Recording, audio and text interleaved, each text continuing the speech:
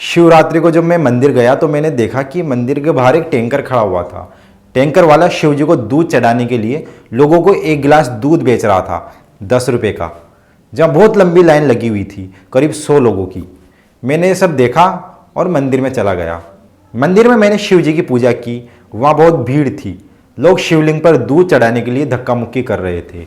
शिवलिंग पर आज ढेर सारा दूध चढ़ रहा था। तभी मेरे दिमाग में ये विचार आया कि ये जो दूध शिवलिंग पर चढ़ रहा है कहाँ जा रहा होगा। मैंने सोचा चलो देखे तो सही।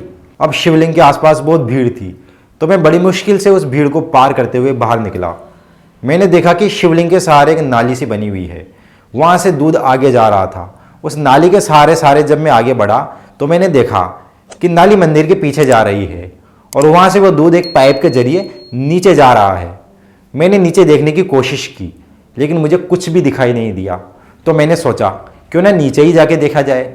तो मैं मंदिर से नीचे उतरा और पीछे जाने का रास्ता ढूंढने लगा। मैंने देखा कि एक सकरी से गली पीछे की साइड जा रही थी, तो मैं उस गली में मंदिर के पीछे जाने के लिए मुड़ा। उस गली में बहुत सारी माला, पत्ते, राख, ढेर सारे कागज और प्लास्टिक का कचरा पड़ा हुआ था। इस वजह से भयंकर बदबू आ रही थी। मैंने जैसे तैसे करके उस गली को पार किया। तभी मुझे कई बच्चों की चिल्लाने की आवाज़ आने लगी। मैंने जाकर देखा तो वहाँ बच्चों की भीड़ लगी हुई थी। उन सब बच्चों के पास एक जैसी बाल्टी थी, जिसमें वे ऊपर पाइप से आ रहे दूध को इकट्ठा कर रहे थे और इस वजह से वे आपस में झगड़ भी रहे थे। मैंने उनसे पूछा कि तुम सब यहाँ क्या कर रहे हो? तो वे बोले इस पाइप में से ऊपर मंदिर का दूध आ रहा है, तो हम उसे अपनी बाल्टी में भर रहे हैं। ये सुनकर एक पल को मुझे अच्छा लगा कि चलो ठीक है, दूध फालतू में तो नहीं जा रहा, किसी के काम तो आ रहा है। लेकिन तभी एक बच्चा बोला कि यहाँ से दूध इकट्ठा करके हम इस दूध को टैंकर वाले को बेचेंगे। मैं चौंक गया। मैंने उस बच्चे से पूछा कि कौन से टैंकर वाले को? वो बोला वो टैंकर वाला जो मंदिर के सामने दूध बेच रहा है ना, वो। मैं बोला पागल है क्या? वो टैंकर मंदिर के सामने खड़ा है। अगर वो मंदिर के सामने तुमसे दूध खरीदेगा तो पकड़ा नहीं जाएगा? ऐसे में तो उसकी असलियत सबके सामने आ जाएगी। तो उनमें से एक बच्चे ने कहा कि उस टैंकर वाले के 2 टैंकर है, एक तो मंदिर के सामने खड़ा है और दूसरा उधर साइड में कोने में खड़ा है। तो हम उस कोने वाले टैंकर में अपना दूध बेचते हैं। जब वो मंदिर वाला टैंकर खाली हो जाएगा ना, तब ये टैंकर जाकर वहाँ खड़ा हो जाएगा। मुझे इस बात पर विश्वास नहीं हुआ, तो मैंने बच्चों की बताई जगह पर जाकर देखा तो सच में एक दूसरा टैंकर वहाँ खड़ा था, जिसमें ये बच्चे जाकर अपना दूध बेच रहे थे। मैंने उन बच्चों से पूछा कि बदले में तुमको क्या मिलता है? तो वे बोले कि एक बाल्टी दूध के बदले वो हमें 20 रुपये देता है। मैं सोचने लगा कि एक बाल्टी में करीब 20 गिलास दूध तो आराम से आ ही सकता है। यानी ये टैंकर वाला एक बाल्टी दूध को बेचकर 200 रुपये कमा रहा है और इन गरीब और मासूम बच्चों की मजबूरी का फायदा उठाकर इन्हें सिर्फ 20 रुपये देकर अपने काम में लगा रखा है। वाह रे, क्या खूब गोरख धंधा चला के रखा है इन लोगों ने। गजब खेल चल रहा है। जो भक्त इतनी श्रद्धा से दूध खरीदकर शिव जी को चढ़ा रहे हैं, उन्हीं के साथ इतना बड़ा छलावा।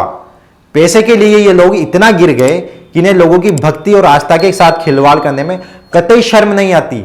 मैंने कुछ जगहों पर देखा था कि नारियल, माला, प्रसाद जैसी कई चीजों को जब हम मंदिर के बाहर लगी दुकानों से खरीदते हैं और पूरी श्रद्धा से मंदिरों में चढ़ाते हैं, तो कुछ पुजारी लोग इन्हें इकट्ठा करके वापस उन्हीं दुकानदारों को बेच देते हैं जिनसे हमने ये चीजें खरीदी थी। और इस तरह ये चीजें सर्कुलेट होती रहती है और दुकानदार और पुजारी दोनों श्रद्धा और भक्ति की आड़ में ढेर सारा पैसा कमाते हैं। लेकिन इस तरह के दूध का धंधा मैंने आज पहली बार देखा था। आज जैसे लुटेरों लोगों की वजह से ही कई लोग हमारी संस्कृति और धर्म से दूर जा रहे हैं, क्योंकि जब वे लोग देखते हैं कि लोग अपने लालच को पूरा करने के लिए भगवान और उनके पवित्र मंदिर को भी नहीं छोड़ रहे, तो वे काफी दुखी हो जाते हैं और मंदिर में जाना ही पसंद नहीं करते। और इस तरह के भ्रष्ट लोगों के कारण कई लोगों का तो मंदिर और ईश्वर से विश्वास ही उठ जाता है। ये हम सभी को पता है कि मंदिर बहुत ही पवित्र जगह होती है और इन्हें इसलिए बनाया जाता है ताकि लोग एक शांत और पवित्र वातावरण में ईश्वर की भक्ति कर सके और उनका ध्यान कर सके। लेकिन दुख की बात यह है कि कुछ लोगों को यह भी हजम नहीं हुआ और वे यहां भी अपने कपटी इरादे लेकर आ गए। ईश्वर और भक्ति के आड़ में चल रहे व्यापार के कारण आज हम धीरे धीरे हमारी संस्कृति और आध्यात्मिक मूल्यों को खोते जा रहे हैं, जो कि बहुत ही चिंताजनक है। और मैं आप सभी से भी यही रिक्वेस्ट करूंगा कि जब भी कोई आपको हमारे ईश्वर या किसी महापुरुष के नाम पर अधर्म करता दिखाई दे, तो उसका हिस्सा ना बने और हो सके तो उसका विरोध करें। तभी हमारी संस्कृति और आध्यात्मिक मूल्यों को हम बचा पाएंगे।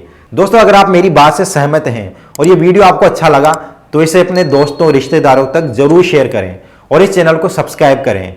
और इस गोमाता की रुला देने वाली कहानी को जानने के लिए ये वीडियो जरूर देखें। नमस्कार।